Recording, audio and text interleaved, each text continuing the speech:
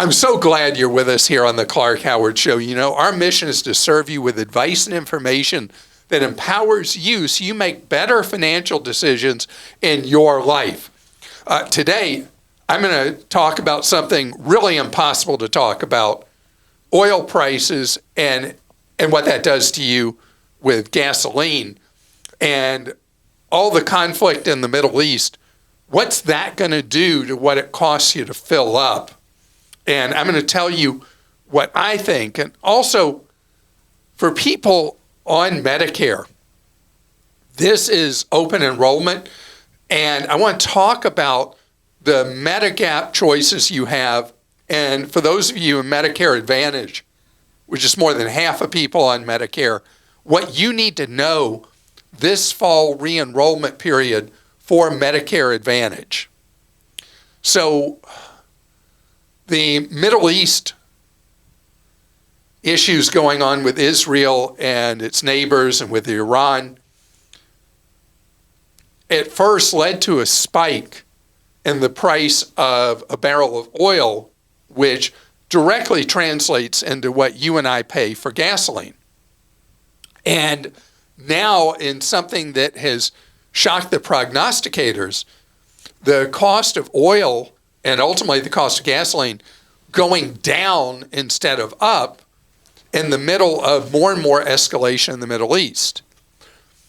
And there are factors that are really important here that affect what analysts in the industry reflexively immediately say, oh, well, we've got this going on in the world, price is going to go up. And you'll hear me anytime I talk about oil prices, I say, well, this is the trend, barring some unexpected event in the world like war. But this time has been different, and barring a much bigger event or war, the trends are your friend as a consumer. And there are two big reasons for us as Americans. Number one, we are now the world's largest producer of energy. And it's just a fantastic story. And so this is weird, but the U.S. economy benefits when energy supply costs go up, even though you and I as consumers suffer when what we have to pay as end consumers goes up, where it used to be all one-sided. When the U.S. was a huge importer of energy and the price would go up, it was just bad news bears all the way through. But now, because we produce so much energy in the United States, it is a mixed story. But the good story for you and me is because we produce so much energy, foreign enemies of the United States cannot hold us over a barrel anymore. We are producing so much that it reduces the ability for foreign bullies to hurt us as consumers and hurt the United States and our economy with manipulating energy supplies, because we are so powerful at this now. And this is an absolutely great story that is completely different from where the U.S. was 40, 50 years ago, where we were totally dependent on people who didn't like us for our energy supplies. So this is an important story in what we're producing in natural gas and what we're producing in barrels of oil out of the ground. The other part of this is because we produce so much, even when prices go up in the world, our prices go up a whole lot less. But right now, I was just looking on GasBuddy and seeing prices in the low-tax states at the cheapest stations down around $2.20, $2.25 a gallon. It's not at all, it would not at all be a surprise to me if prices in a lot of states drop to the first digit being a 1 when you go to fill up gasoline. And then you add in natural gas, and natural gas prices are really, really good going into this winter heating season. And so much of our energy we use for winter heating is from natural gas, and that is a great story. So we've got a lot of good stuff going on. Plus, with China's economy in such a bad place right now, that has led to surpluses of oil around the world, which is an additional effect that should be beneficial to us with our energy quotient. The one really ugly part of all this are the states that still have what I consider to be corrupt systems for provision of electricity with monopoly power providers, where the cost of electricity has been going up and up and up, way beyond the rate of inflation, because we don't have free market forces working in most of our states with electricity. They are corrupt political processes that allow a monopoly power provider, the more inefficient they are, to charge you and me more money. And, we benefited so much as a society and had so much economic growth from the deregulation phase we had in the U.S. economy in the late 1970s, where we freed up the trains, the trucks, the airplanes, and all that, and just allowed market forces to work. It is time now in the 20s to have an era of energy deregulation and power deregulation to allow the free market to work, so our society benefits, makes our manufacturing more competitive, and would benefit you and me in the wallet.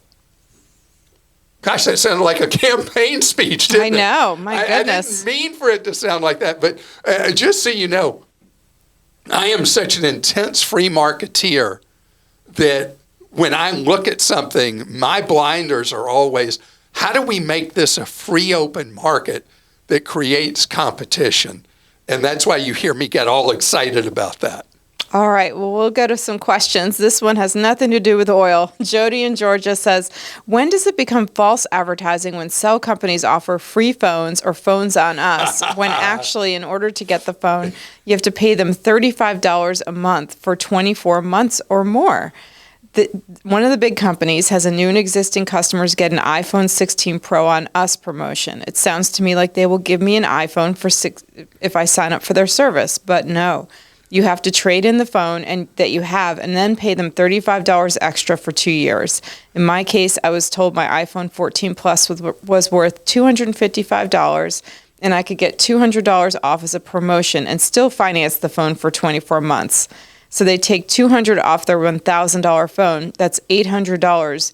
Then I trade in my phone, which is worth $255, which makes the iPhone 16 Plus $545. Then I pay them $840 over 24 months. Is that a deal that you would want? So, Jody, first of all, if you have an 14 Plus, there's not a compelling reason for you to ditch that phone.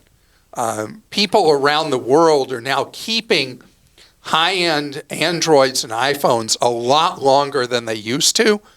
And just because AT&T, Verizon, and T-Mobile are all trying to hook you in with these things, free phone, free phone, free phone, get a phone on us, all that garbage. Don't fall for it, and use your phone till it really has a compelling reason that you need to get rid of it and get a new one. Why did they do all this stuff with the phones? Okay, so you ever seen a con artist in a tourist area doing a thing with the ball and the three containers, and they're trying to get you to gamble, and you always seem to lose? I was just in Europe, and I saw that near the Eiffel Tower, and these people kept losing so much money. That's the game that AT&T, Verizon, and T-Mobile play on you. The shell game. Yeah, it's called the shell game. By charging you so much more per month than what the general market rates are for cell phone service, and getting you to pay way too much for your service every month by dangling out deals on the cell phones that with typically the AT&T and Verizon are 3-year payouts to get your deal, and T-Mobile 2-year. It's all a bunch of hooey. You're best off buying your phone and going with the cheapest monthly cell phone service. And I can pretty much guarantee you that whatever you're paying for your monthly service is too much, go look at our plan comparison guide at clark.com. We have an interactive tool that you can see based on one or more users and the data used and all that. What is the actual cheapest plan for you? And don't fall for the upgrade con unless you really need an upgrade to a new phone. Roger in Texas says, what's the top-rated refrigerator to purchase for the home? We have 2 adults and 3 children, one of whom is a teenager. Okay, so Roger, first of all, refrigerators tend to be crazily unreliable today. And people say that about all major appliances now. They don't make them like they used to. And the truth is, they don't make them like they used to because we expect so much more of our appliances than we used to. Appliances used to be far more basic, and now they have all kinds of bells and whistles on them. And the more bells and whistles you get, the more unreliable they become. I was looking at the Consumer Reports ratings on refrigerators, and the stunner, because I'm a really dull guy, and I was looking at this, I remember when I was reading their recommendations that the top-rated refrigerator still gets a terrible score, that none of them rate well, but then in particular, the reliability scores are atrocious. I mean, you compare them to like TVs, which are phenomenally reliable, and refrigerators are crazily unreliable, and a lot of them have extremely poor owner satisfaction. But what you want to do is, with a lot of people very actively using a refrigerator in your home, if you don't have access to Consumer Reports, pay for one-time access or go through your library and get access. Read their reviews of refrigerators. Find that combination of reliability and owner satisfaction that'll work for you. And the really interesting thing about their ratings, like one of their highest rated door, we call those side-by-sides, is $1,000.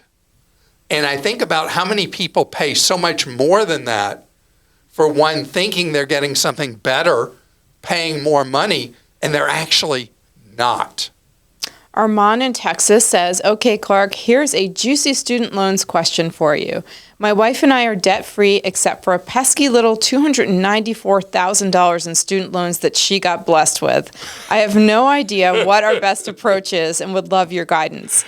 I earn about $110,000 a year and she earns about $50,000 a year.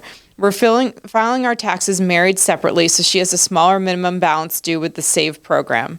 She's leaning towards just wanting to continue paying the minimum every month in hopes that the balance gets forgiven in 20 to 25 years. I despise debt and hate looking at the massive number all the time.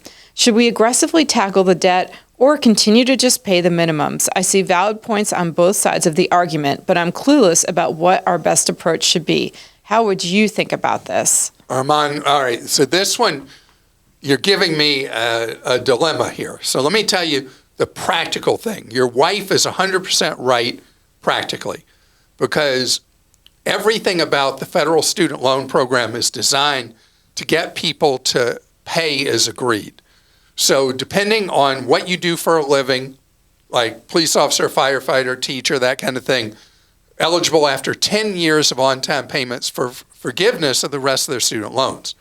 For people who don't work in those kind of jobs, after 20 or 25 years, depending on which plan you're under, the remainder of your student loans is forgiven. And so your wife paying the minimum that she has to on her income, which would be a very low minimum at $50K a year in earnings, most of her student loan balance will be forgiven. However, because she is, you don't say that she's in a public service job and you don't say she'd qualified for the 10-year forgiveness. The 10-year forgiveness is tax-free. The 20 and 25-year forgiveness is taxable. So, at least under current law.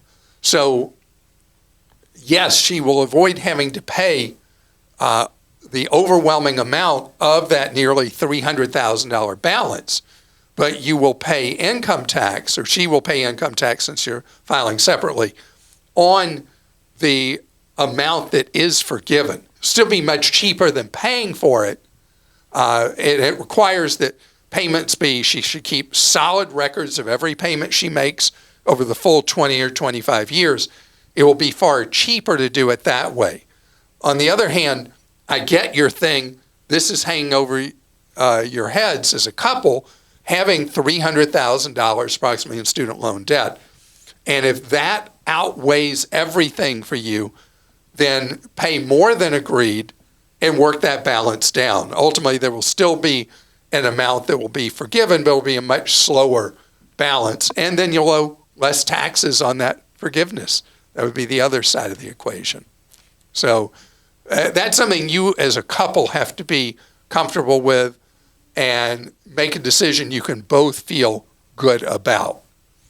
Coming up ahead, gosh, for you, if you are over 65, or if you're an adult child helping your parent who's over 65, this is a very confusing time of year for people in Medicare plans, how to make decisions for 25.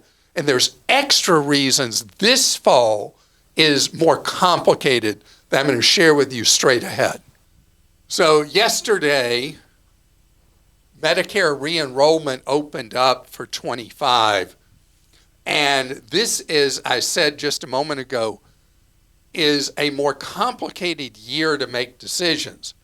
And that's because over half of Medicare recipients are in what I call Medicare Disadvantage plans. These are plans that are pitched to you as being money savers, but the way they potentially save you money up front is the monthly costs you might have in traditional Medicare.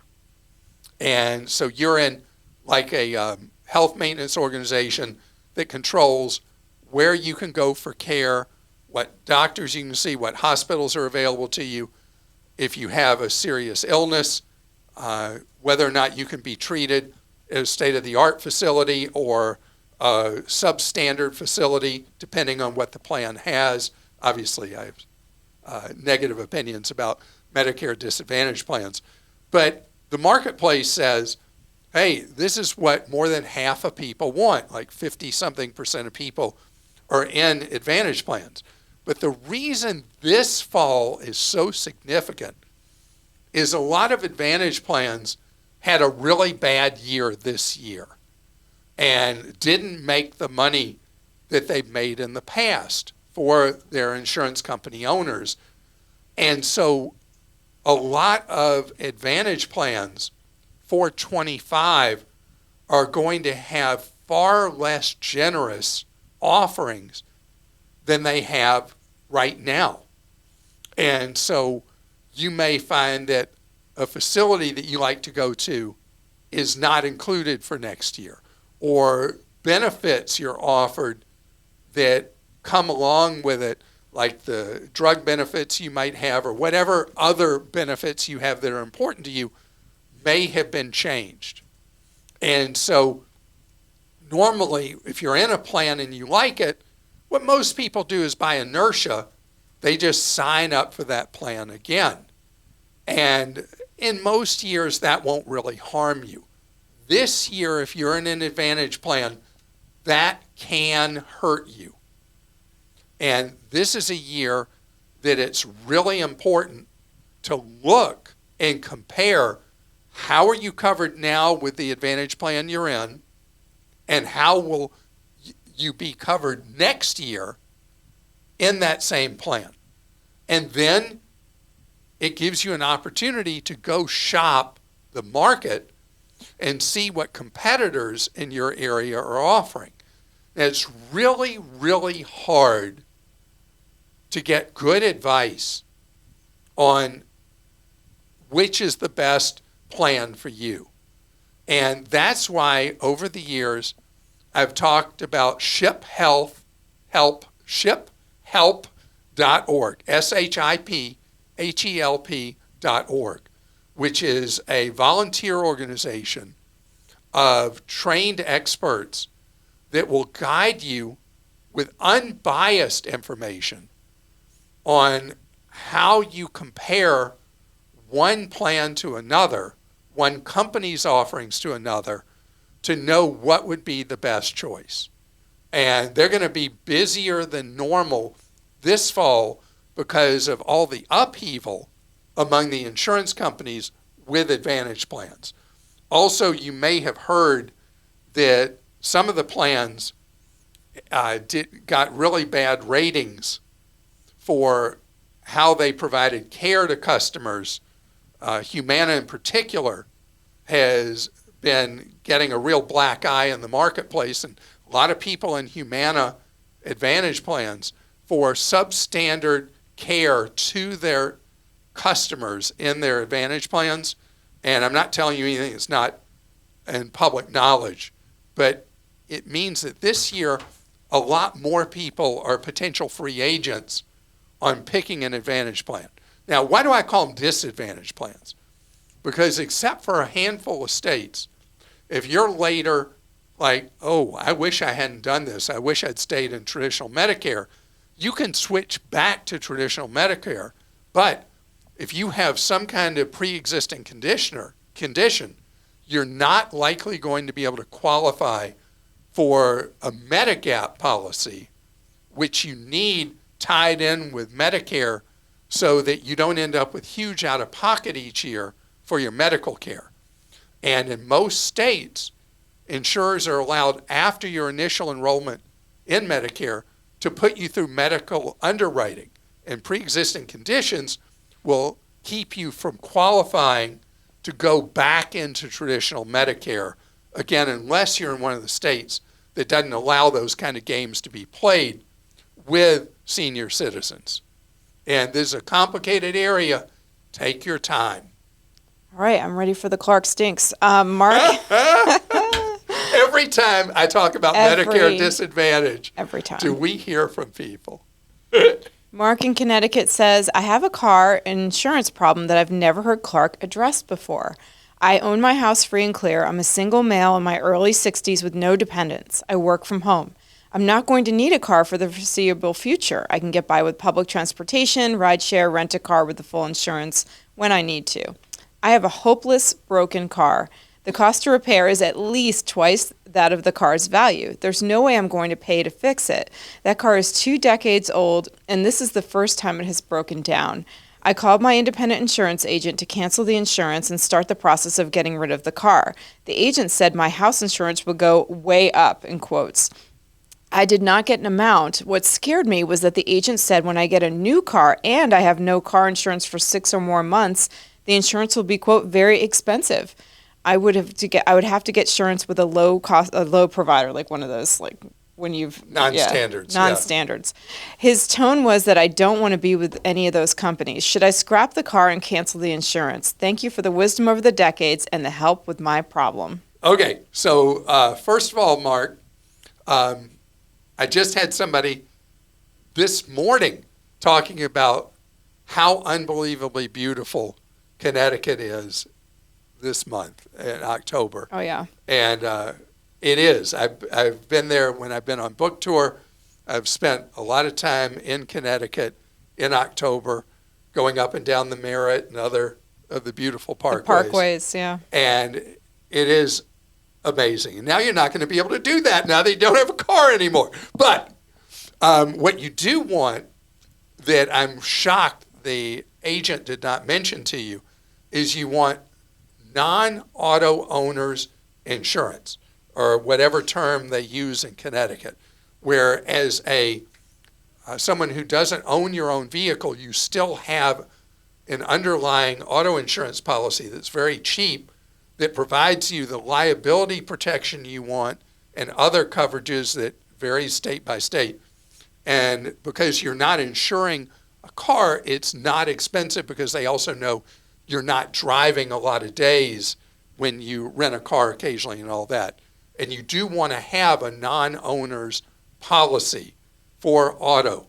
That will eliminate the whole thing about, oh, now you're not going to have tying where you get the discount for having your auto and homeowners with the same company, blah, blah, blah.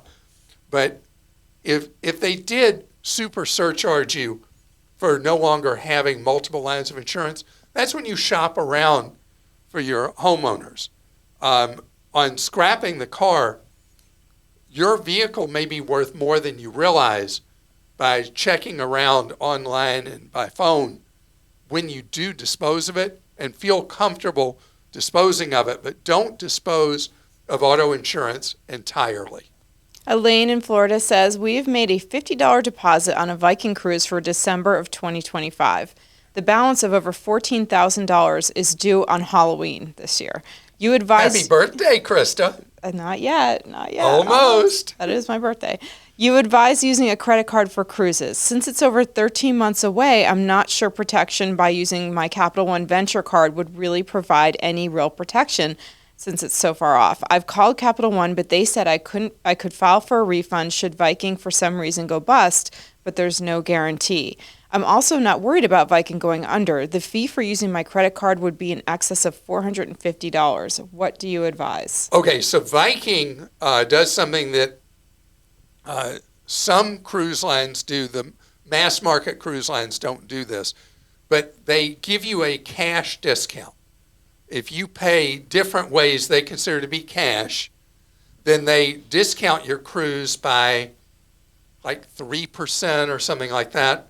So it's so $450. So it's a meaningful amount of money that you save by paying by cash. Now, paying by credit card way ahead. I don't know if the Venture X has it, but I don't know if the Venture offers the trip cancellation, trip interruption insurance that also deals with supplier default.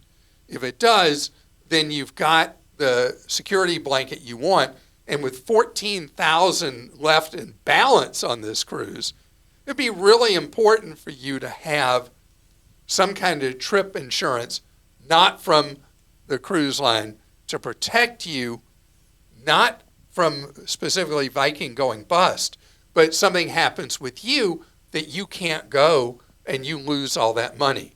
I never, ever, not ever want you to get trip coverage from the cruise line because it's junk coverage from the cruise line. You want to have it from a third party. In order to use that, even if the Venture has it, and I don't know if Venture does, but even if it has the protection, it may not be enough because there's usually caps on how much it'll cover per passenger and eliminates coverage essentially for very expensive cruises.